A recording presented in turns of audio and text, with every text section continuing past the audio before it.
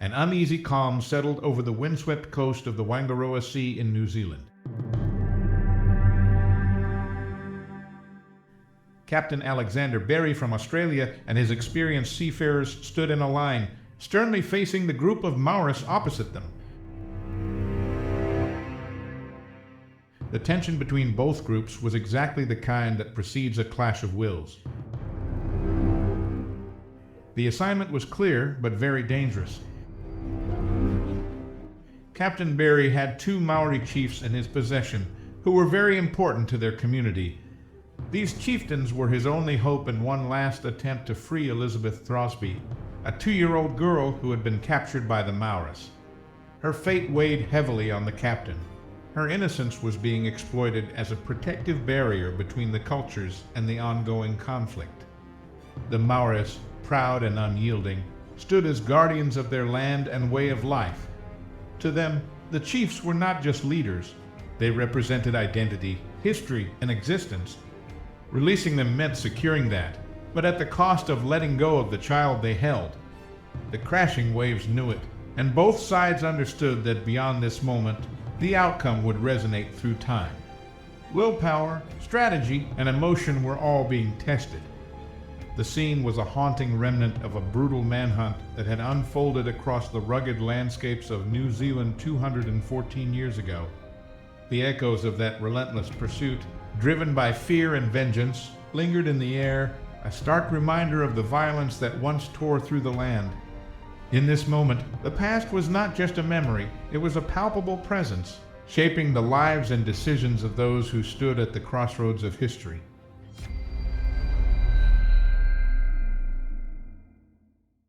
This is the story of a tragedy that unfolded when two distinct human worlds collided.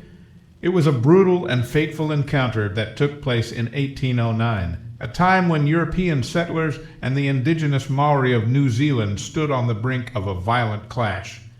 This event, forever etched in history, serves as a chilling reminder of the consequences that can arise when cultures, each with their own beliefs and values, come face to face in misunderstanding and fear.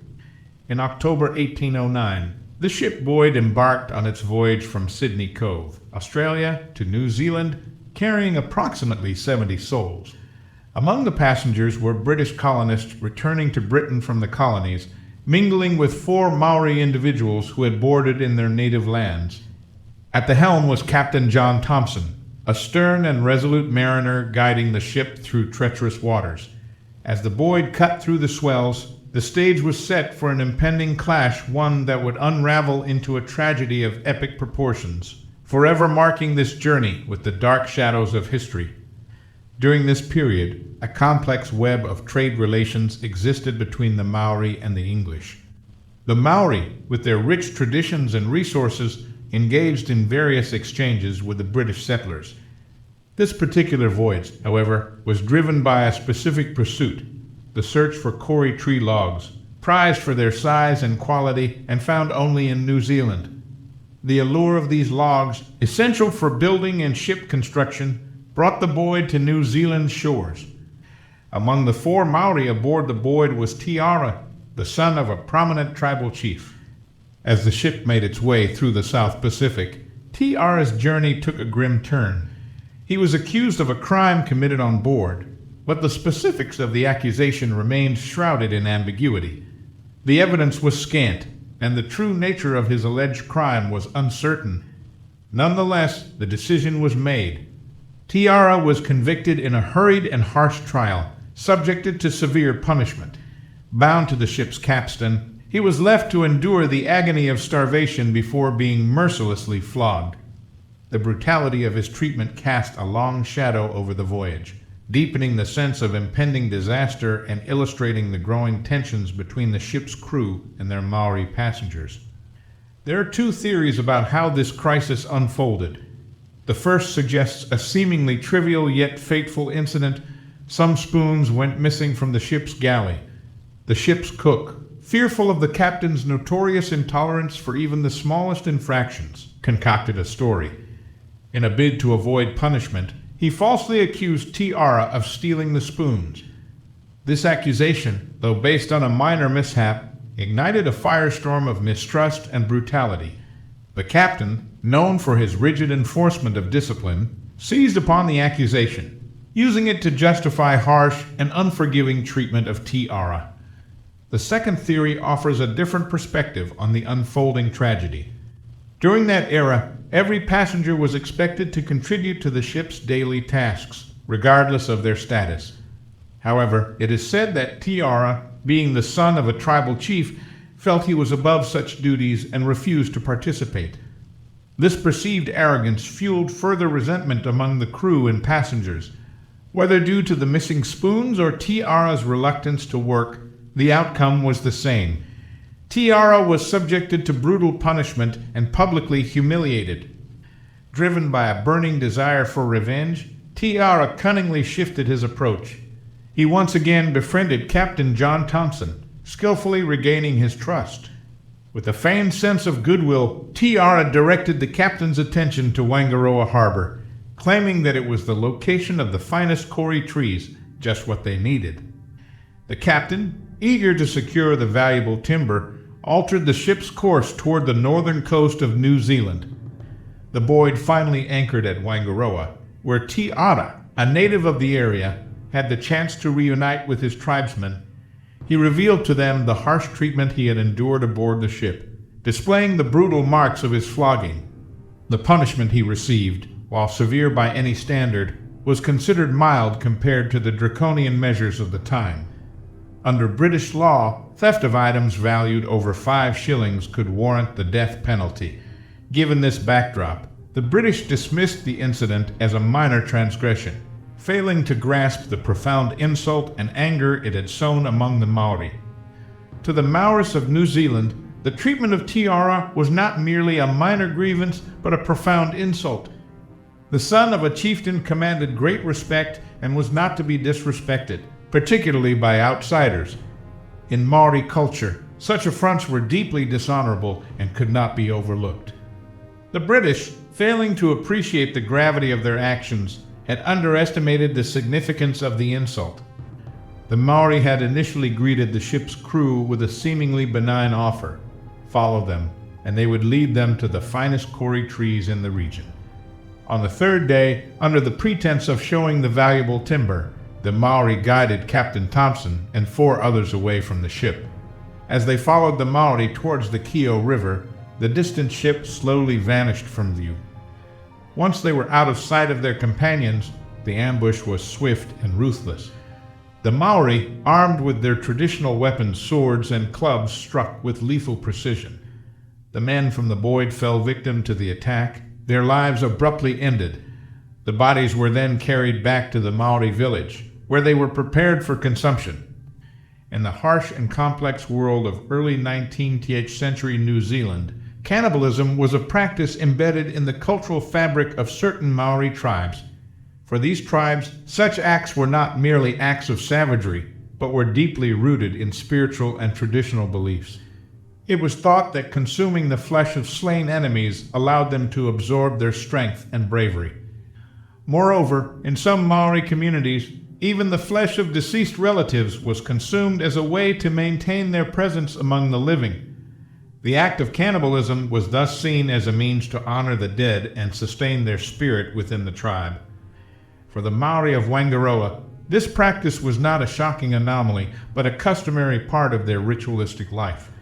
To outsiders, it might have seemed abhorrent, but to the Māori, it was a traditional rite, woven into the very fabric of their existence. As dusk fell, the Māori, once again under the guise of traders, approached the Boyd. The British, unsuspecting, allowed them to board, only to be met with a sudden and ferocious attack. Māori war canoes, lying in wait, quickly encircled the ship, and their numbers surged aboard. The attackers were relentless. They slaughtered every British crew member they encountered, severing limbs and bodies with grim efficiency. Once the carnage was complete, the Māori gathered the bodies and transported them back to their village for consumption. In the chaos, a small group of 5 managed to escape. They had sought refuge in the ship's rigging, hiding amidst the masts. These survivors, left to endure the aftermath of the brutal assault, clung to their precarious safety as the Maori carried away their grim trophies. As dawn broke the next morning, the 5 survivors, holed up in the ship's rigging, saw a trading canoe approaching from afar. Their cries for help pierced the early light, reaching the ears of the new arrivals. To their mixed relief and dread, the canoe was manned not by their attackers, but by another group of Maori, led by the influential chief Te Pahai. Te Pahai, upon realizing the dire situation, took the survivors aboard his canoe and set out for the shore, hoping to deliver them from further harm. Yet the peril was far from over. The Whangaroa Maori, having not yet departed, were quick to pursue, their canoes slicing through the water with determined speed. Despite Te Pahai's attempt to offer refuge, the relentless Whangaroa Maori caught up with them. In a brutal display, they captured and killed 4 of the 5 men. The sole survivor, the ship's second mate, was taken in a grim twist of fate. Te Pahai, unable to confront the attackers decisively, could only watch as the ordeal unfolded. The second mate was subjected to days of captivity, during which he was used to make fishing hooks. Once his utility had expired, he met a grim end, becoming the final victim in a cycle of violence and ritual that marked this tragic episode in New Zealand's history. News of the atrocity that unfolded in Whangaroa Harbour soon reached the British colonies in Australia. The shocking details of the massacre stirred a sense of urgency, prompting a rescue mission under the leadership of Captain Alexander Berry. The mission was driven by 2 critical objectives: to rescue any survivors who might still be clinging to life, and to recover the records of the ill-fated ship, the Boyd. The weight of these goals set the stage for a perilous journey, as Berry and his team embarked on a mission fraught with danger and uncertainty, their resolve hardened by the grim circumstances that had befallen their compatriots. In December 1809, Captain Alexander Berry and his crew arrived at Whangaroa Harbour. After 3 weeks of searching, they finally located the abandoned Boyd, its presence a stark testament to the brutal attack that had taken place. The remnants of the massacre were evident, with the ship bearing the scars of the violence that had occurred. Determined to uncover any traces of life, Berry's team began a meticulous search of the vessel. Their efforts soon drew the assistance of a local Maori chief named Garrow, who offered his support in the grim task. In the depths of the ship, they made a harrowing discovery. Hidden away in a cabin were Anne Morley and her infant child, survivors of the massacre. Their relief at being found was palpable, yet the search continued. In the storage area of the ship, they also found a young man, Thomas Davis, around 20 years old, in a state of near starvation. After providing him with the necessary medical attention, Berry took him under his care, a small beacon of hope amid the devastation. The search yielded no other survivors aboard the ship. As the crew made their way to the shore, they encountered a grim scene: human bones scattered along the beach. The realization dawned on Captain Berry and his men that the remains were those of the Boyd's crew and passengers, consumed by their captors in the brutal act of cannibalism. With this horrifying discovery, Berry's focus shifted to rescuing any remaining individuals who might still be in the clutches of the Maori. In a decisive move, they took 2 Maori chiefs from Whangaroa into custody, hoping that their detention might lead to further discoveries or negotiations. Amidst this turmoil, the only survivor left unharmed was a 2-year-old girl named Elizabeth Throsby. She alone had been spared the grisly fate that had befallen the others, a small remnant of innocence in the midst of overwhelming tragedy. Under the weight of Berry's threat, the Māori relented. Elizabeth Throsby was returned safely, and the ship's logbooks were handed over. Despite Berry's stern warning about bringing the captured Maoris to England for punishment, he chose a different path. The captives were returned to their tribe. With their rescue mission complete, Berry and his crew sailed back to Sydney with the survivors. Historians often speculate that Captain Berry's decision to release the Maori captives may have averted a broader conflict, preventing further bloodshed and maintaining fragile peace. When Alexander Berry and his crew finally sailed away, the Maoris returned to the remnants of the Boyd, eager to scavenge what they could. They stripped the ship of its wine and dried meat, their initial excitement soon overshadowed by the peril they had unwittingly unleashed. For amid the cargo, the ship's hold contained vast quantities of gunpowder and explosive force far beyond their comprehension.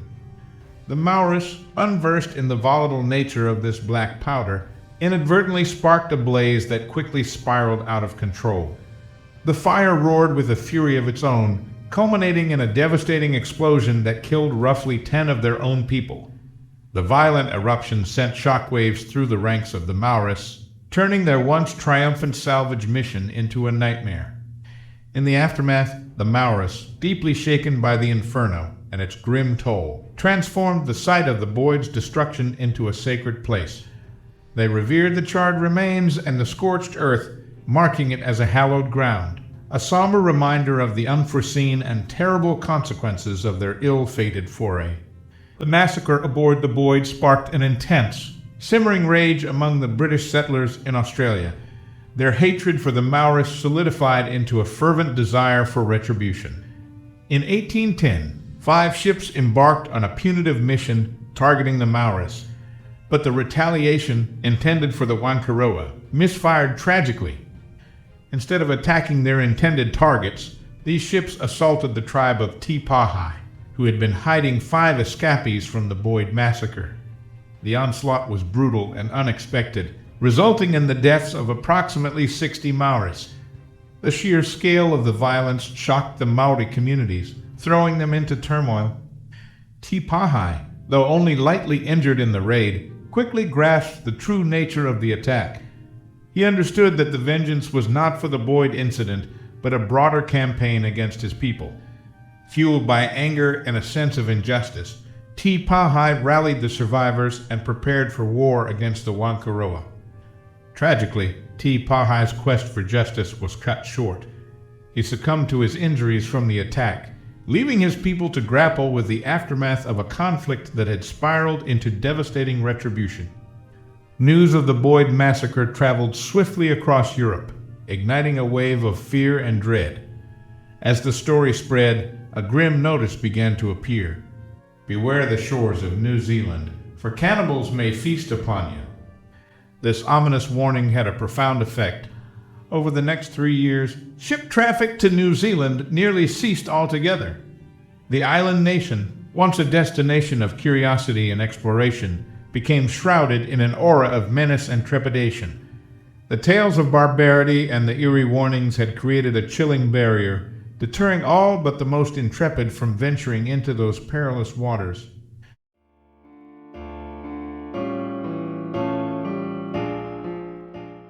Thomas Davis, one of the 4 survivors, resumed his naval career aboard a whaling vessel. However, his name would soon vanish from the historical record, and no further details of his fate would ever emerge. Anne Morley and her child, along with Elizabeth Throsby, embarked on the city of Edinburgh bound for Britain under the command of Captain Alexander Barry. Their journey took a tragic turn when their ship was caught in a tempest, forcing them to dock in Lima, Peru. In Lima, it was presumed that Anne Morley had died. The fate of her child remained a mystery, lost to the annals of time. Elizabeth Throsby was taken in by a Spanish family in Lima and cared for over the course of a year. Her father, William Broughton, was still alive attack in Australia. With the assistance of Captain Alexander Barry, a friend of her father, Elizabeth was safely returned to her father in 1812. Elizabeth would go on to become the mother of 17 children, living out her life with respect and honor among the Australian settlers. She reached the age of 83, leaving behind a legacy of resilience and survival that earned her deep reverence from those who knew her.